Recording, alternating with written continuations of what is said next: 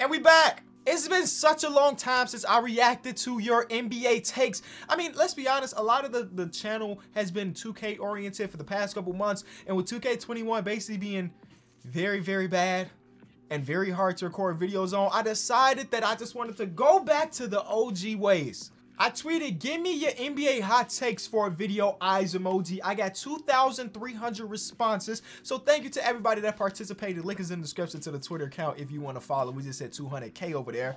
And well, yes, I saw some hot takes that I want to talk about. Whether I agree or disagree, y'all know these videos are all opinionated. You may disagree. That is completely okay. If you do enjoy this video, by the end of it, I recommend going to my real NBA channel where I do stuff like this way more often. But I'm excited. Let's get to the first hot take. Talk about hot takes. Here's one from Jaden. Prime Derrick Rose is one of the most overrated players in NBA history. Jaden's not the only person to say this. Actually, every single year, somebody makes basically the same tweet, and they go viral in NBA Twitter, basically saying that Prime, whatever that means, Derrick Rose was overrated. And it's always weird to me because nobody ever says Prime Derrick Rose is overrated because, and then give reasons. It's just usually the statement, and that's it. And I've always wanted to ask somebody who has this opinion, why? Why do you say that? What about Prime Derrick Rose is overrated? You see, I keep doing this because we didn't get to see Derrick Rose's prime. Yes, he won MVP at the age of 22, the youngest to ever do it, but we didn't see his prime. He was still getting better. There was nothing about Derrick Rose's game that wouldn't translate to getting better every single season. He was explosive. He was all of those type of things. For him, he was still getting better. He was incorporating the jump shot when he went down with his first injury. So we never really saw prime Derrick Rose, but I'm guessing when they say prime, they're talking about the MVP season, and that is still the wildest thing to me. This is what I believe, and I don't have the statistics to prove this, but I think that NBA Twitter is a bunch of people that are even the age of 13 through 20. You know, that's the range. And if you were 13 years old, you cannot talk about prime Derrick Rose and MVP Derrick Rose because you were 3 years old when it happened. You can watch all the YouTube videos, all the highlights you want. It won't give you the full impact of Derrick Rose. And that's basically the same reason why I very rarely talk about the 90s, because I wasn't born then. Or I was so young that there's no way for me to remember. And even if you were 20 years old and having this opinion, you were 10 years old when Derrick Rose won his MVP. You were 10. You weren't comprehending the game of basketball. So what I believe is people that have this take that aren't old enough to remember that are basically looking at statistics and basically probably comparing it to LeBron because those were the top 2 MVP candidates. And that is the most terrible way to try to figure out something. It's of course statistics matter, but it's also about the impact. And well, that year that Derrick Rose won MVP, the Chicago Bulls were must-see TV, not just for people here in Chicago, but for the entire league. Derrick Rose, at 22 years old, led his team to the best record in the NBA while the Miami Heatles were a thing. The best record in the NBA. And I went back to look at it. The only players over the last 20+ years to lead their team to the best record in the NBA at the age of 22 or younger is Tim Duncan, right? He led his team to the best record in the NBA. And usually when you're the best record in the NBA, it takes, of course, a lot of skill and at the end of the day, some luck because you have to stay healthy, right? Derrick Rose is second, third best player. Joakim Noah missed half the season. We were starting Kirk Thomas. He was like 37. These are the type of things that the numbers won't tell you. But Derrick Rose's MVP season was legitimate. It was real. And there was no reason to believe that he wasn't going to continue to get better and better and better every single season. I recommend go watching pretty much any NBA player talk about prime Derrick Rose because they were around. They had to guard him. And they'll tell you that man was about business. That felt good to get off my chest. Man, I hate when people try to disrespect Derrick Rose. But this is the thing though. I'm willing to have this conversation too. Like if somebody said prime Derrick Rose or prime MVP Derrick Rose is overrated because, then we can have a conversation, but nobody ever gives me the because, so there's no conversation to be had. You know what I'm saying? My guy Bo gave me 2, but I'm gonna focus on his number 1 because I think that's interesting. Lonzo Ball is a lot better than many people think. He just needs the right team. I think I agree to an extent. I don't know what you mean by a lot better. Is he going to be an all-star caliber player if you switch teams? Probably not. But he is a lot better than the way he has been playing on the Pelicans. And you kind of see that every once in a while when they allow him to be the primary ball handler. I think he is better than what you've definitely seen this season or the last couple years. The bad thing about it is the hype that was surrounding Lonzo Ball when he entered into the league. And we're going to talk, I think we're going to talk about hype a little bit later because there was something else about hype in general. It kind kind of depreciates NBA players, because when Lonzo Ball came into the league, people saw him as the next Magic Johnson. And I am not exaggerating. People legitimately thought he was going to come in at his 6'6" frame and be this Showtime player for the Lakers. And obviously he didn't live up to close to that. But that's why you need to like subvert expectations and don't try to hype these young players up so much, because making a jump between high school to college is hard, and making a jump between college and the NBA is even harder. So it takes a special type of talent to do that and be really successful at it. Zay says Kobe White's ceiling is Aaron Brooks. Let's not do this. And I'm not even just saying for Kobe White or any Bulls player. Let's not put ceilings on year 2 players. There are a lot of players who weren't really good in their second season but end up being pretty solid NBA players. Aaron Brooks I think he won Most Improved Player one year. So it wasn't like he was bad, but he was still Aaron Brooks. You know what I'm saying? So I'm not putting that ceiling on not even just Kobe White, but any year 2 player. Dame 2021 MVP. Are you going to change your username after the season ends? Or are you going to stay Dame 2021 MVP? Or do you change it to Dame 2022 MVP because you hope he wins it next year? I don't know. Says it will be very critical for every player to have a jump shot within the next 10 to 20 years. I think it's very critical for NBA players to have jump shots right now. I think that's been the consensus for the past couple of years. There's just a very select few NBA players that are very good players without having a jump shot. Most of them are like centers, like Clint Capella types, you know what I'm saying? He doesn't need a jump shot because he's at the paint getting offensive and defensive rebounds and playing great defense.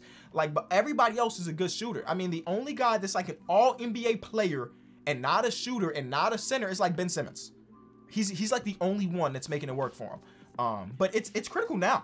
It's very critical now. And that's crazy because that wasn't the case just 5 years ago. Players like Tony Allen were super powerful in the NBA a couple years ago.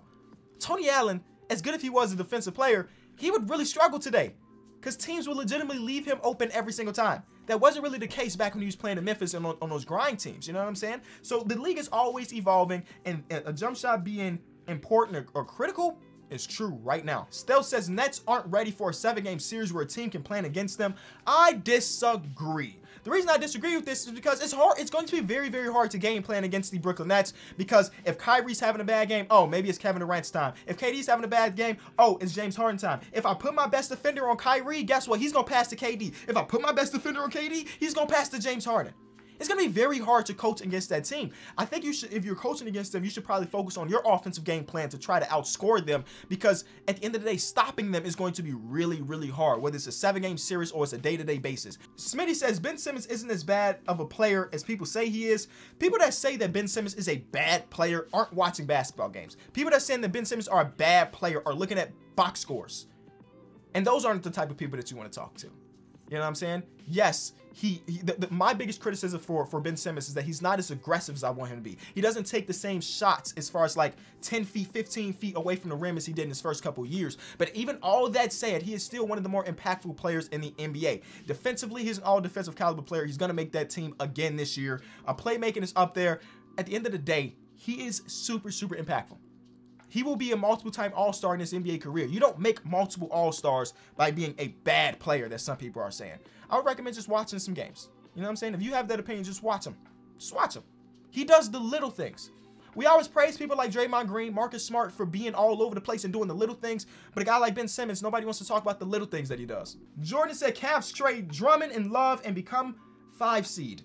I understand the idea of like selling off your older players to hit the reset a little bit more, get the rebuild really going. But I think that my mind has changed significantly. I know when it comes to the 2K videos, that's what we do. We get assets, we flip them, we get younger players, we get older. No. In real life, there is value in rebuilding while also keeping those veteran presences. When I listen to Colin Sexton talk about Kevin Love, they're really like, Kevin Love is teaching Colin Sexton the X's and O's about basketball. Trading that away, he loses that type of mentorship. Right? I don't want, like, the Bulls are an example. I know I keep bringing it up to the Bulls, but it's fact. The Bulls are one of the youngest teams in the league. Our starting lineup average age is like 22 years old. And you see it night in and night out. There is value to having veterans in the locker room. There's value to having veterans on the court. The Bulls' best rotation is when Thaddeus Young, Garrett Temple, those players on the team or on the court. So I understand trading them because they're older. They might have a little bit of trade value. But I think keeping them on the team ain't bad. You're getting what you want with them. Kevin Love ain't really even played this season. and yet they're still a better team than any of us expected. Drummond is playing pretty solid this year, and you probably won't bring him back at the end of the season, but there's still value to have him on the team right now. Vertigo says Chris Paul is a top 5 PG ever. Yep. Shane says if Joe Harris was on the right team with the right role, he can be an all-star. To go even further, he can end up being better than Chris Middleton and Brandon Ingram. No. Dylan says if Orlando had no injuries, they'd be serious contenders for at least the conference. No. Brian says Biggs' defense is overrated and Mikal Bridges should win Defensive Player of the Year over Miles Turner. This is what we can actually talk about. Shout out to Brian for the opinion. I do believe that perimeter players should get a lot more love when it comes to Defensive Player of the Years, right? It is hard to guard the perimeter players, but I think guarding the paint is so significant that I'm okay when it comes to having an elite rim protector win Defensive Player of the Year. The easiest shot in basketball is the layup. And you don't have anybody protecting the layup, then you will not win games. It's just that simple. You can get away with somebody not having a great perimeter defense because at the end of the day, a 20-foot shot is a lot harder than a layup. So when we see players like Rudy Gobert win Defensive Player of the Year, I'm cool with that. When I see players like Giannis even win Defensive Player of the Year, I'm cool with that because paint protection is so important. Jeff said there's too much hype around Lamelo so far, but he is what Lonzo was supposed to be, so I get why people are excited. Shout out to Jeff for you know, tuning in. I get what you're saying. There is a lot of hype around Lamelo Ball. I feel like every time I open up Twitter, it's House of Highlights tweeting about Lamelo Ball. But you know what I will say? A lot of it is warranted. Lamelo Ball puts on a highlight-oriented show. It is a fact. I mean, him throwing no-look full-court passes, that is a joy to watch. I do want that on my timeline. You know, I'll take this when he actually is playing like this over maybe some of the stuff that we got from Zion a couple years ago. It seemed like when Zion was a rookie, a simple dunk from Zion was everywhere. When in reality, that's not really highlight reel. He just dunked the ball. But some of the stuff that Lamelo Ball is actually doing is warranted of it, like his putback dunk, the no-look passes. It is must-see TV, so I understand it. Now, what I don't want is people putting these super high expectations on players. Basically, the same thing I said about Lonzo. Like, he can have a highlight-oriented game without us saying he is the next blank, blank, blank. 2 + 3 = 9 says the Raptors still have a better chance at making the playoffs and better than some teams currently. Yes. Christo says there is no reason Chris Middleton is not top 10 in all-star voting. Well, the reason is he's not a household name. The reason is he doesn't have like a huge fan base, as good as he is. I mean, at the end of the day, we're talking about fan voting. Derrick Rose is super high up there because it's fan voting. Carmelo Anthony is top 10 on the front court for the Western Conference because it is fan voting. If you want to see Chris Middleton get more votes, hey, bro, you got to make a lot of tweets. You do. You do.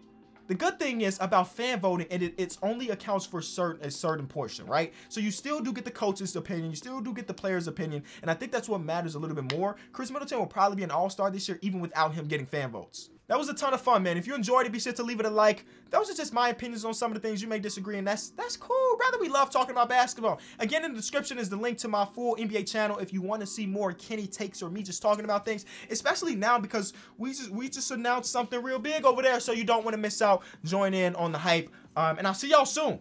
Peace.